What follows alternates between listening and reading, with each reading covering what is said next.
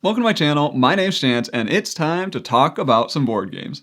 Now, it's been a little while since I recorded. I just finished up my top 100 series, and that was a lot of work, so I needed a little bit of a break. But also, I don't know about you guys, but between Thanksgiving and Christmas is like the busiest time of year at work for me. I don't even know why. I work at a tech company. There's no reason for it. It's just people are trying to cram in as much as they can before they go on their little Christmas vacations.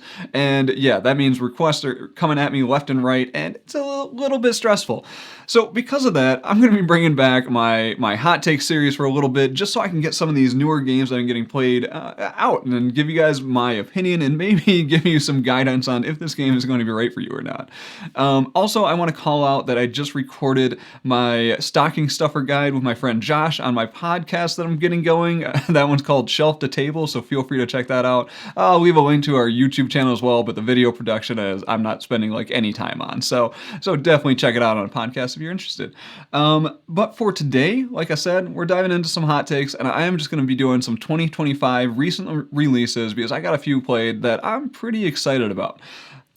First up, we're going to talk about Lightning Train. So this is from the designer Paul Dennen. He ended up in my #1 spot on my top 100 list. That was Dune Imperium Uprising.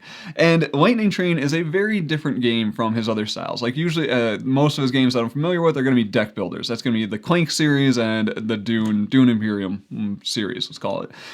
So Lightning Train is going to be a bag builder, and it is a route building delivery game, kind of. So it's a train game, but not in the vein of like an AT&XX, more in the vein of like Ticket to Ride. Now, what's really cool about this is that you are going to be doing some very basic actions on your turn. Generally, you're going to be building a station or you're going to be building a route. So you're either placing trains down or you're putting a station down. And the stations are interesting because these are going to be what you want to deliver goods to or whatever.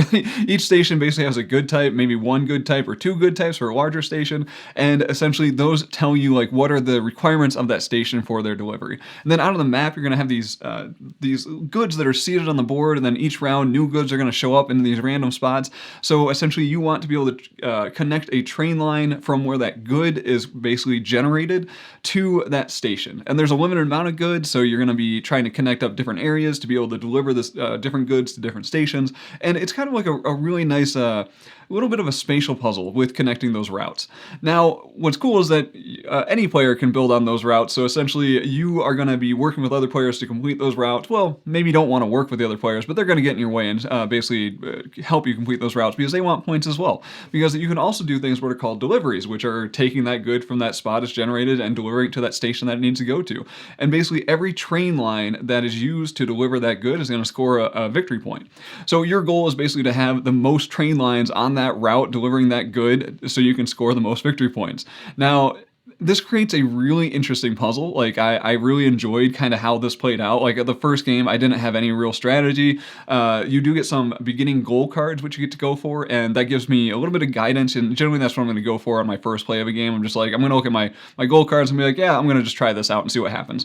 So I managed to do my goals and get that all worked out. But it didn't really work with the bigger picture of the game. I could have made it work with the bigger picture once I understand how everything worked. So that's on me, not on the game. But it turned into a thing where one of the players, he basically like locked down a whole region of train lines, and like all goods had to pass through him basically. So he had like a monopoly in a certain region of the map, and we had to just get all the goods passing through him. So he was scoring points on everyone's turn because it was like, oh, we're delivering good and we're using your train lines, and I'm getting like 2 points, you're getting 4. So all of us at the table, we kind of let this one player run away with that train monopoly that he had running. But I don't think that was a fault of kind of the players in our first play of it. I think with our second play, like we would all play very differently on that time. And that player even mentioned, he's like, yeah, I just lucked into this. Like I did not plan for this to work. This is just how it happened. But overall, I also like the bag building mechanic because you're going to be buying these tiles, and those tiles are going to be giving you things like access to different regions on the map. So you need to have the contract to be able to build in those regions on the map. Then you need to be able to have the trains to be able to actually place those trains on the map, or to use them as kind of like a resource where you spend them to take other actions on the map. Overall, it just has a really nice flow to it. Then also you got to call out, why is it called Lightning lightning train? Well, that's because certain things are going to trigger you to get extra trains that you don't actually have to drop in your bag. You just get taken from the supply, and those are called your lightning trains. Now, my theory, I have not looked this up, but I'm just going to go with my theory on this. I think that this game's called Lightning Train because it uses the lightning icon to be like, that's when you get an instant train bonus, right? And the lightning icon's common throughout the board game industry to use as like that's the instant keyword, right? Or the icon, key icon. It's like you see a lightning and it's like, do that immediately.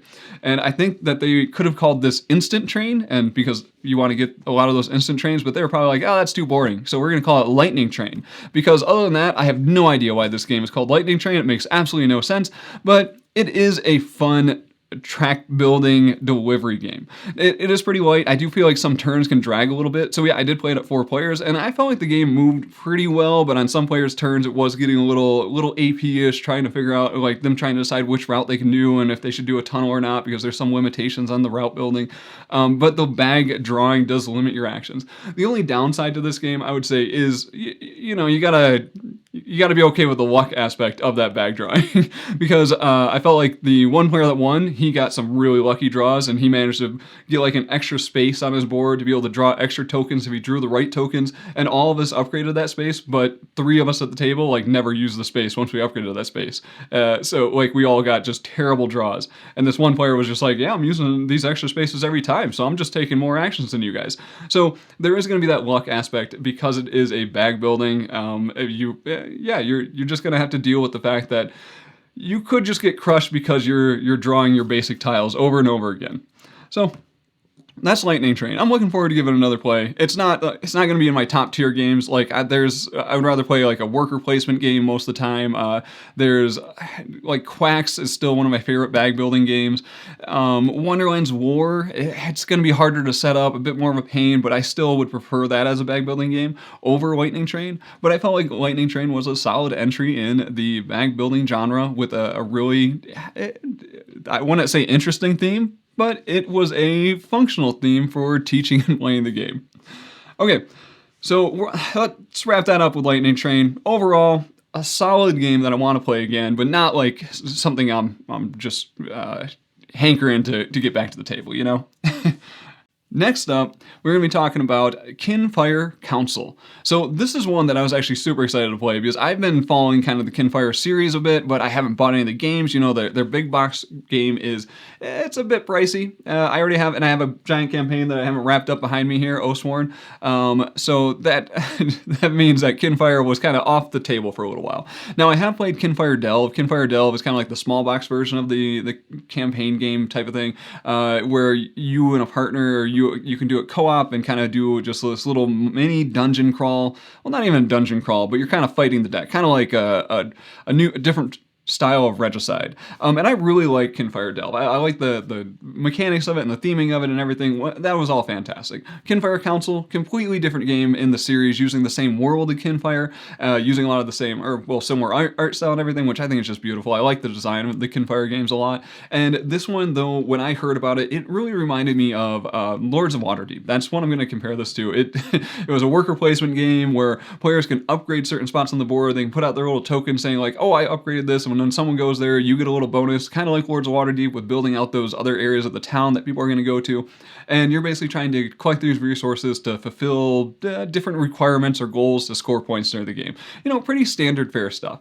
And the worker placement stuff, it's kind of neat. You have a 3-tiered city, so essentially like the lower tier spaces usually aren't as powerful, but they're free to go to, whereas the second tier, like you have to pay coins to get to that second tier, and they're going to be a little more powerful. And then you have a third tier, which you have to pay more coins to, and they're going to be the most powerful spaces in the game. So there's an interesting economy with trying to get to those spaces and having the money to get to those spaces.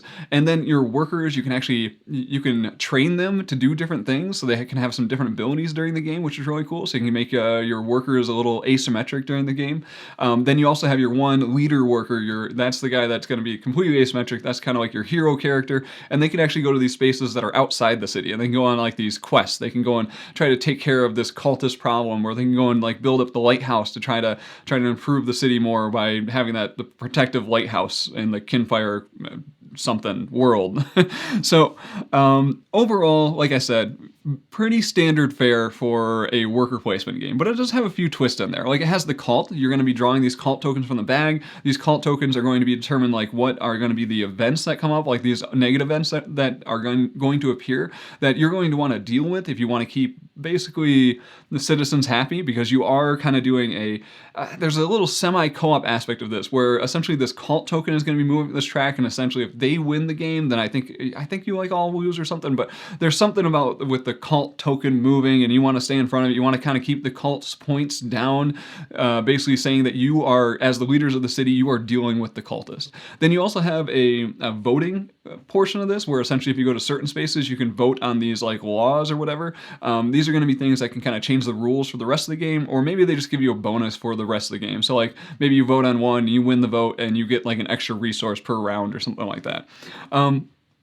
The voting, let's get back to the voting, but yeah, I really enjoyed the experience of the worker placement. The resource management I thought was really good. The stuff with the cultists was interesting, like the cult tokens would come out in block spaces, but you could actually have your workers be guards and they can go out and like capture the cultists, and then you could use them and you could turn them in for resources, because you essentially like put them in prison, then you're gonna, or you captured them and then you're gonna go and throw them in prison and get some reward from the city for doing that work.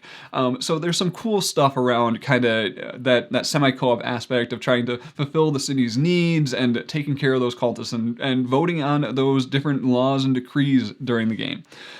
There are a few things lacking in this, though. I do feel like the cult was a little underpowered, at least in my game. I have done some reading, and apparently the cult can have very different dynamics at different player counts. So I played it at 4 players, which I think is where people say like that's where the cult is basically like they're not an issue at all. So yeah, that's what happened in my game. Like they were not an issue. Like we were just using them for resources. We were not worried about them taking over. We were not worried about any one player trying to align with the cult, because that's another option you have, is that you can actually align with the cult and become like you can become victorious if the cult does well. So that's kind of a cool aspect of this, where you can have like a kind of a traitor element, except it's going to be open information. You kind of get to see when someone does that, and I really kind of hope the game leaned into that more. Like I really wanted it to lean into that aspect of kind of that let's say betrayal mechanic or the versus mechanic, and allow that semi co-op nature of the game to evolve a little bit more, because it really didn't feel like we were pressured to go that way. It would have been interesting if the cult was staying a little tighter with us on that point track and really giving someone an incentive, like someone in second or third place, like that felt like they just needed a little bit more of an advantage to maybe align with that cult to try to knock down the points of the lead player and then maybe take over the lead because they align with the bad guys or whatever. So I wanted to see that dynamic come out in this game a little bit more, and I'm interested to try this at different player counts. I'm also interested to see if the expansions changed and stuff at all, but yeah, so that part fell a little flat. I do hope that maybe it shows up a bit more in those future plays. Now, the other part that fell flat for me was the voting. I felt like the voting was a little restrictive. There were only a couple spots on the board where you can actually go and vote on the decrees, and you don't have a lot of tokens that you can actually use to vote. So I felt like it was a little too restricted to participate in the voting, and I was hoping that the game leaned more into the voting. I wish it would have made that a little more accessible to the players, because it was very like going to those voting spots was sometimes like, oh man, but I really would need to do this other thing to get these resources. I don't know if I even want to spend the time to go and vote on this one, because that's a full worker to go and do that vote. So and then yeah, there were some incentives to do the voting, but not all the players at the table. I felt like only 2 people out of the 4 even cared about the voting at any given time. So it wasn't as not as much of a tug of war with getting those things to pass or not pass during the game. So those are the parts that I definitely felt a little flat with Kinfire Council, but I still rated this game very highly. Like for me, this is probably like an 8. I really enjoyed playing it. I enjoyed the interaction in the game. I enjoyed the puzzle of the game. So I really want to revisit Kinfire Council again. So even with those flaws, I think this is a good game that I'm excited to get back to the table. Okay, let's wrap this up with the highlight game of the last month for me. I just got this played this last weekend, and oh man, I absolutely love this. This is going to be Nemesis Retaliation. So if you've watched my channel, you know that I'm a fan of Nemesis Lockdown. I've also played the original Nemesis, but I think Nemesis Lockdown is a little bit better, has a little bit more choices in it, or more choices and a little more player agency in Nemesis Lockdown versus the original Nemesis. And also, I feel like, I don't know, player count in original Nemesis, it probably plays very differently at like 3 and 5 players. I played it at 5, and I felt like there was just like noise everywhere on the map, and we were just getting wrecked during the game. I felt like at 3, the game would change up pretty drastically because noise would be coming out a little slower and everything. But Nemesis Lockdown, I felt like was a little more, the rough edges were ironed out a little bit. Although still a very hard game to table, very hard game to teach, very hard game to just play. Like the victory conditions are always the biggest challenge. Like just getting people to understand like what are the 4 to 6 criteria they need to meet to see if they win the game or not. Like it's definitely a bit of a challenge, and then telling them the different ways to escape and the criteria for escaping and stuff. It is a challenge just to teach how to win the game. Nemesis Retaliation fixes a lot of the issues I have with Nemesis. And also you should know that Nemesis Lockdown was in my top 10, even though I found it to be a highly flawed game. It provided an experience unlike any other game I've played. So if you are looking for that type of experience, I think Nemesis just does it better than any type of game that I played. It has the issues of like player elimination, but it's just, if you're willing to just participate in that experience and go with that story, I think it is a fantastic game. And Nemesis Retaliation just takes that and it makes it so much better. Like I said, player elimination is still kind of the primary issue of this game because someone can be eliminated kind of early. Like we had one player, so I played at 4. One player was eliminated. I think they were a good sport and they stuck around for the remaining, I don't know, let's say hour or so of just sticking around and hanging out with us and having a good time. So that's not always the case. Not everyone wants to just sit there and do nothing, but we let them see like our objectives, so you got to see like the things we're trying to do and influence the other players and stuff. So you had a good time kind of watching that one play out. But that's kind of the primary issue. Everything else though, so much better. Nemesis Retaliation like is probably the one I would. No, it is the one I'd recommend. Like that, just like right after that first play, 100% I would recommend this one over any of the other versions of Nemesis.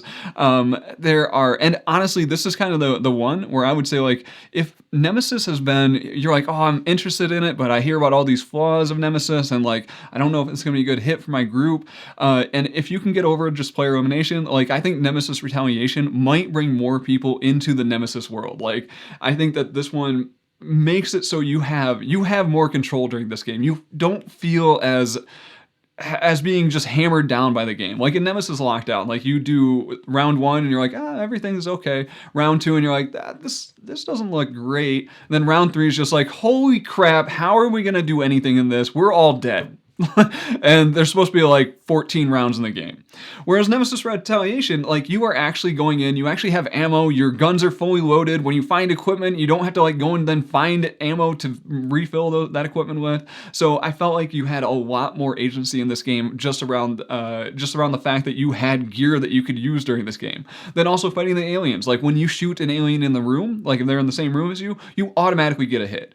And then you essentially roll a die to see how much health they had, because essentially it still has the thematic element of saying like, oh, you don't know much about the aliens, so you don't know how much damage you need to kill them, or you don't know where to shoot them to be able to kill them. So you do a hit and then you roll a die to determine, did I exceed the threshold to kill them? And it's going to be somewhere between like 2 and 5. And then there's got other things in there, like generally when you fire in the same room as an alien, you're not actually going to be depleting your ammo because the game doesn't want you tracking individual ammo tokens, which I think was a good idea. But if you roll a die and you get one face, you're actually going to say like, oh, half my ammo is now gone from that gun. And maybe that's on your first roll and it's just like, oh, you just sprayed bullets into the wall, and yeah, absolutely useless. But you also have a critical hit on the die, which is awesome. It's kind of like rolling a nat 20 in D&D, you know, you roll that critical hit and you're like, whoa, yeah, got it. Especially if you're fighting the queen like I did.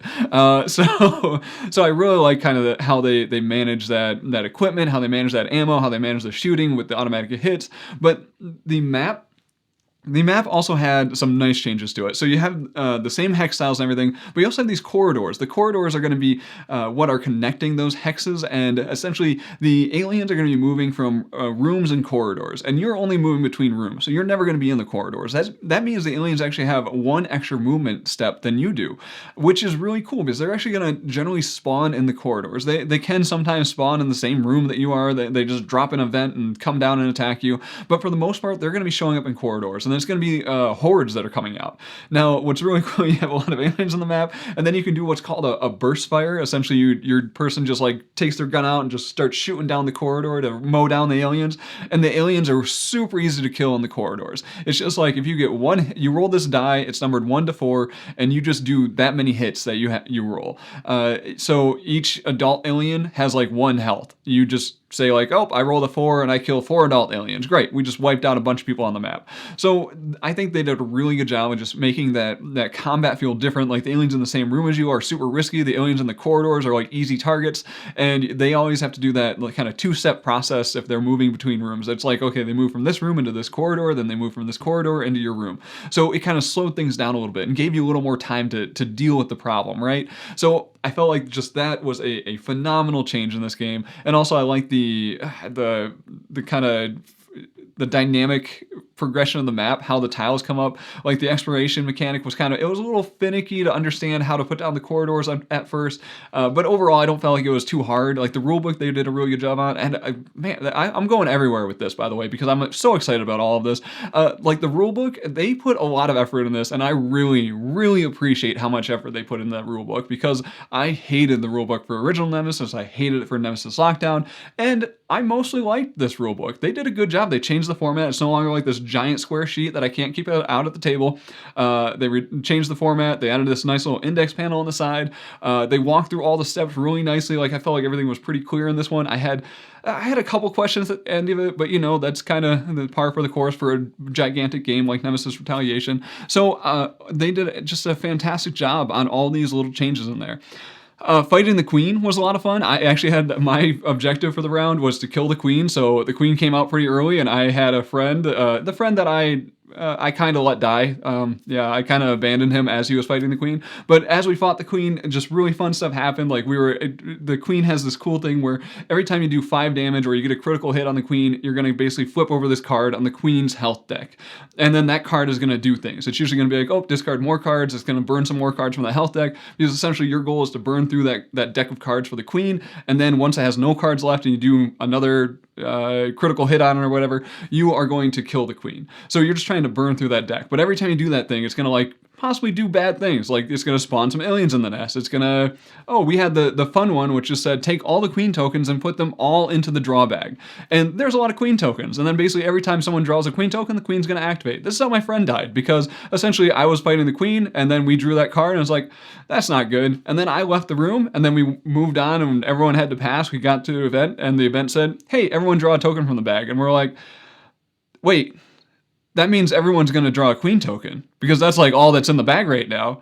And this person's the only one next to the queen, and the queen's going to activate, which means the queen's just going to bash this person over and over and over again. And yeah, that's what happened. He just got slammed, just bashed by the queen. Which, by the way, that's also happened to me. I just managed to survive because I had a little bayonet on the end of my gun, so I got to do a little deflection on my attack. So that was fantastic. The game ended with one of my friends was the drone operator, and he managed to get the objective of being the only one to survive the game. So like that was his whole goal, and he was just watching us all kind of struggle and start dying. And then I was stuck in this room and I was in the infirmary. I got hit with a larva and I was infected, and I was like, crap, but you know what? I'm in the surgery room. I can take care of this. Like this is totally fine. So I'm in the surgery room and I'm like, oh, you know what? I'll take care of this larva. And then my friend put his drone in the room and I was like, what's the drone doing? Why is the drone in the room? You told me earlier that you're able to blow up the drone, right? Like, you're not going to blow up the drone, are you? And then he just smiled at me and I was like, crap. So yeah, he blew up the drone. I managed to survive though with 1 health remaining. I got to the landing zone, and then, I didn't make it out. And then what was really fun was that drone operator, he managed to get on the lander and he was like, oh, I'm escaping. But this other person that he thought was going to die to this horde of aliens, he managed to get back to the lander as well. And all he had to do was roll any number on the noise die and he would have been fine. It just had to be a number on the noise die. Any number, he had a 7 in 8 chance of making it out on the lander and ruining my friend's other objective, and he was going to survive. He managed to roll the only die face that got an alien in the room, and he failed to get on the lander. It was the die face that just said, oh, you got to draw a token from the bag. Drawing a token from the bag, got an alien in the room. He wasn't able to enter the lander. He had to now fight an alien. We went to the event phase, and the guy with the drone, he was like, yeah, I'm out of here. See you guys later. And at that point, while myself and the other guy that managed to get the alien in the room could have continued playing, we were both like, yeah, there's no hope for us escaping. So we decided to end it there. And the bastard of a drone operator, he won the game. But yeah, it was a phenomenal experience. I absolutely loved it. I am so excited to get Nemesis Retaliation back to the table. I think Awakened Realms did a just fantastic job with this game. So yeah, that's my current opinion on Nemesis Retaliation. I only see it going up as I play it more. Like I said, Nemesis Lockdown was already in my top 10. I think it's going to be dropping down quite a bit and being replaced by Nemesis Retaliation. Nemesis Retaliation is probably going up even higher. So that's going to do it for today. That is my hot takes on these new 2025 titles that just came out. I'll probably have some more hot takes videos out in the near future here because I've been playing quite a few games. I just had a nice 2-player game day with my friend Josh. Once again, I'm going to plug that podcast, Shelf to Table. We're trying to get that thing going. We got like 5 episodes up right now. So yeah, check that out if you are interested, and follow along if you want to see some more hot takes, especially a 2-player one coming up with things like Tag Team, Neon Rain, Scales of Fate. I'm definitely going to be talking, and Undaunted Callisto, definitely going to be talking about those. Cool. That's going to do it for today. I want to say thank you for watching and thank you for spending your time with me, and I will talk to you next time.